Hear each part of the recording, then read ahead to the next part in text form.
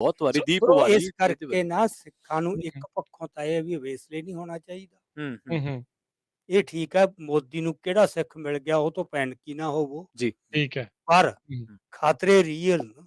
ਹੂੰ, ਇਮੈਜਿਨਰੀ ਨਹੀਂ ਬਹੁਤੇ ਇਹ ਵੀ ਨਾ ਰਹੀਏ ਸਾਨੂੰ ਕੁਝ ਨਹੀਂ ਹੋ ਸਕਦਾ। ਜੀ, ਜੀ, ਹੂੰ, ਜੀ। ਹੂੰ, ਹੂੰ, ਹੂੰ, ਹੂੰ। ਆਫਟਰ ਸਟੇਟ ਹੈ। ਹਾਂਜੀ, ਹਾਂਜੀ, ਬਿਲਕੁਲ। ਹੱਥ ਹਾਂ, ਬੜੇ ਤੇ ਲੰਬੇ ਨੇ। ਸਟੇਟ ਸੁਪਰੀਮ ਵੱਡੇ ਪਾਵਰ ਹੈ। ਹਾਂ। ਹਾਂ, ਹੂੰ, ਸਟੇਟ ਵੱਡੇ ਕ੍ਰਾਈਮ ਕਰਦੀ ਹੁੰਦੀ ਹੈ, ਹੂੰ। ਜੀ, ਜੀ, ਆਰਗੇਨਾਈਜ਼ਡ ਜੀ, ਜੀ, ਤੇ ਕੈਲਕੂਲੇਟਡ। ਜੀ। ਜੀ। ਇਸ ਕਰਕੇ ਨਾ ਬੀ ਪ੍ਰੀਪੇਅਰਡ ਉਹਦੇ ਹੂੰ, ਹੂੰ, ਵਾਸਤੇ 2-3 ਚੀਜ਼ਾਂ ਨੇ। ਹੂੰ। ਹੂੰ, ਸਾਰੇ ਕੁਛ 'ਚ ਸੰਜੀਦਗੀ ਲਿਆਓ, ਜੀ। ਹੂੰ, ਜ਼ਿੰਮੇਵਾਰੀ ਲਿਆਓ। ਹੂੰ। ਜਿਹੜੀ ਕੱਲੀ ਨਾਅਰੇਬਾਜ਼ੀ ਹੈ ਨਾ ਕਈ ਹਾਂਜੀ। ਵਾਰ, ਹੂੰ। ਹੂੰ, ਮਤਲਬ ਤੁਸੀਂ ਉਸਨੂੰ ਟ੍ਰਿਵਲਾਈਜ਼ ਨਾ ਕਰੋ ਆਪਦੀ ਕਿਸੇ ਵੀ ਗੱਲ ਨੂੰ। ਜੀ, ਜੀ। ਹੂੰ, ਜੋ ਕਰ ਰਹੇ ਹੋ ਸੀਰੀਅਸਲੀ ਕਰੋ ਹੂੰ, ਤੇ ਉਹਦੇ ਨੂੰ ਮਤਲਬ ਆਰਗੇਨਾਈਜ਼ ਹੋਵੋ। ਹੂੰ। ਠੀਕ ਹੈ ਹੁਣ ਜੀ। ਸਾਡੇ ਕੋਲੇ ਅਨਫਾਰਚੂਨੇਟਲੀ ਹੂੰ। ਹੂੰ, ਤੁਸੀਂ ਦੱਸ ਸਕਦੇ ਹੋ ਕਿਹੜੀ ਜਥੇਬੰਦੀ ਹੈ ਜਿਹਤੇ ਅਸੀਂ ਰਿਲਾਈ ਕਰ ਸਕਦੇ ਹੂੰ, ਹਾਂ ਲੜਨ ਵਾਸਤੇ। ਬਿਲਕੁਲ ਸਹੀ ਹੈ, ਬਿਲਕੁਲ ਸਹੀ ਹੈ। ਰਾਈਟ। +1 ਸਹਿਮਤ ਹੈ। +2 ਕਿਹੜਾ ਲੀਡਰ ਹੈ? ਜੀ, ਜੀ। ਹੂੰ, ਇੱਕ ਮੌਕਾ ਸੀ ਸੰਤਾਂ ਵੇਲੇ, ਸੰਤ ਜਰਨੈਲ ਸਿੰਘ ਵੇਲੇ ਜਥੇਬੰਦੀ ਭਾਵੇਂ ਕੋਈ ਨਹੀਂ ਦਿਸਦੀ, ਹੂੰ, ਹੂੰ, ਹੂੰ। ਜੀ, ਪਰ ਇੱਕ ਲੀਡਰ ਇੱਕ ਦਿਸ ਰਿਹਾ ਲੀਡਰ ਦਿਸਦਾ ਸੀ। ਬਸ। ਲੀਡਰ ਸਹੀ, ਸਹੀ, ਹੈ। ਸਹੀ। ਉਹ ਸਾਰੇ ਘਰ ਪੂਰੇ ਕੰਪਨਸੇਟ ਕਰ ਰਿਹਾ ਸਭ ਕੁਛ। ਹੂੰ। ਹੂੰ, ਉਹਦਾ ਇਹ ਇੱਕ ਹੈ। ਔਰਾ ਸੀਗਾ। ਹੂੰ, ਸਹੀ। ਹੂੰ, ਹੁਣ ਕੋਈ ਐਵੇਂ ਸਮਝੀ ਜਾਵੇ ਆਪਦੇ ਆਪ ਨੂੰ ਵੀ ਉਹਦੀ ਕੁਰਬਾਨੀ ਹੈ ਜੀ, ਉਹ ਵੀ ਹੈ। ਹੂੰ। ਹੂੰ, ਉਹ ਤਾਂ ਹਰ ਇੱਕ ਦੇ ਨਾ ਧੜੇ ਦੇ ਆਪਦੇ ਉਹ ਬੰਦਿਆਂ ਸਾਰੇ ਦੇ ਨੂੰ ਬਰਾਬਰ ਨਹੀਂ ਜਾਣਾ ਕੁਛ ਵੀ ਬਹੁਤ ਨਹੀਂ ਬਹੁਤ ਮਤਲਬ ਔਖਾ, ਹਾਂ। ਬਹੁਤ ਹੂੰ, ਔਖਾ। ਸੋ ਸਾਡੇ ਕੋਲੇ ਉਸ ਤਰ੍ਹਾਂ ਦਾ ਜੇ ਲੀਡਰ ਨਹੀਂ, ਸਾਡੇ ਕੋਲ ਕੋਈ ਜਥੇਬੰਦੀ ਨਹੀਂ ਜੀ। ਹੂੰ, ਹੂੰ, ਤੇ ਅਜੇ ਅਸੀਂ ਨਾ ਮਤਲਬ ਜਿਸ ਤਰ੍ਹਾਂ ਕੰਮ ਕਰ ਰਹੇ ਹਾਂ, ਹਾਂਜੀ। ਇਹ ਕੰਮ ਇਹ ਤਾਂ ਠੀਕ ਆ ਤੁਸੀਂ ਗੱਲਾਂ ਯਾਦ ਤਾਜ਼ੀਆਂ ਤਾਂ ਕਰੀ ਚੱਲੋਗੇ, ਹਾਂਜੀ, ਹਾਂ। ਹੂੰ, ਪਰ ਜਿਹੜਾ ਇੱਕ ਪ੍ਰਿਪੇਅਰ ਹੋਣਾ ਹੁੰਦਾ ਹੈ ਆਉਣ ਵਾਲੇ ਸਮੇਂ ਵਾਸਤੇ, ਹੂੰ, ਹੂੰ, ਹੂੰ। ਹੂੰ, ਮੈਂ 2 ਪੱਖਾਂ ਤੋਂ ਇਹ ਗੱਲ ਕਰਨੀ ਚਾਹੁੰਦਾ। ਜੀ, ਜ਼ਰੂਰ। ਜ਼ਰੂਰ ਕਰੋ। ਇੱਕ ਤਾਂ ਇਹ ਕਿ ਖਤਰੇ ਬਹੁਤ ਵੱਡੇ ਨੇ, ਆਰਗੇਨਾਈਜ਼ਡ ਕ੍ਰਾਈਮ ਫੇਰ ਵੱਡਾ ਹੋ ਸਕਦਾ ਹੈ, ਠੀਕ ਹੈ, ਜੀ, ਜੈਨੋਸਾਈਡਲ ਇੰਪਲਸ ਫਿਰ ਬਿਲਡ ਹੋ ਰਹੀ ਹੈ। ਹੂੰ, ਠੀਕ ਹੂੰ, ਹੈ।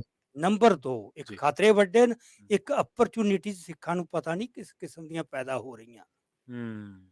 ਸਡਨਲੀ, ਹੂੰ। ਕਿਉਂਕਿ ਉਹ ਇਹੋ ਜਿਹੇ ਮੌਕੇ ਆ ਰਹੇ ਹਨ ਜਿੱਥੇ ਸਲਤਨਤਾਂ ਕੋਲੈਪਸ ਹੁੰਦੀਆਂ, ਜੀ, ਠੀਕ ਆ।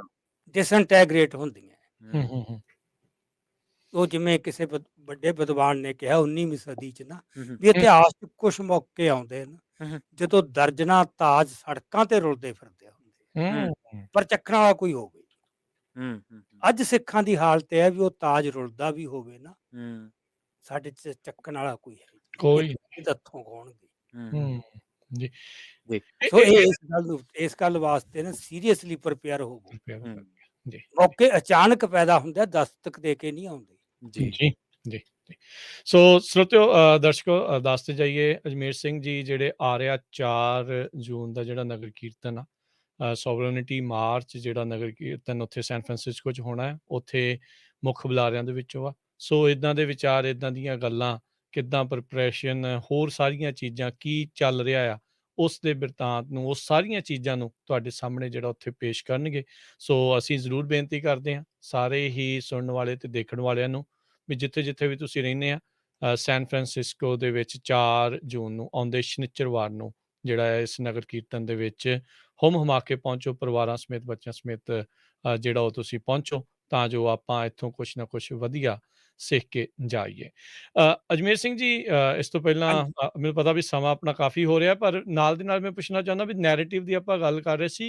ਇਸ ਟਾਈਮ ਪੰਜਾਬ ਦਾ ਕੀ ਨੈਰੇਟਿਵ ਸਿਰਜਿਆ ਜਾ ਰਿਹਾ? ਹੁਣ ਹਥਿਆਰਾਂ ਨੂੰ ਲੈ ਕੇ ਇੱਕ ਨਵਾਂ ਨੈਰੇਟਿਵ ਸਿਰਜਣ ਦੀ ਕੋਸ਼ਿਸ਼ ਹੈ, ਜਦ ਕਿ ਭਾਰਤ ਵਿੱਚ ਉਹ ਪਿਛਲੇ ਉਹ ਉਸ ਲਿਸਟ ਦੇ ਵਿੱਚ ਬੜੀ ਪਿੱਛੇ ਆ ਹਥਿਆਰਾਂ ਦੇ ਮਾਮਲੇ 'ਚ, ਜਿਹੜੇ ਕੋਈ ਪਰਸਨਲ ਵੀ ਜਿਹੜਾ ਕੋਈ ਰੱਖਦਾ ਆ। ਹੁਣ ਹਰ ਇੱਕ ਬਿਆਨ ਦੇ ਵਿੱਚ ਬਾਰਡਰ ਸਟੇਟ ਲੱਗ ਕੇ ਆਉਂਦਾ ਆ। ਸੋ ਸੈਂਟਰ ਦਾ ਸ਼ਿਕੰਜਾ ਹੌਲੀ-ਹੌਲੀ ਕਸਵਾਰਿਆ ਜਾ ਰਿਹਾ।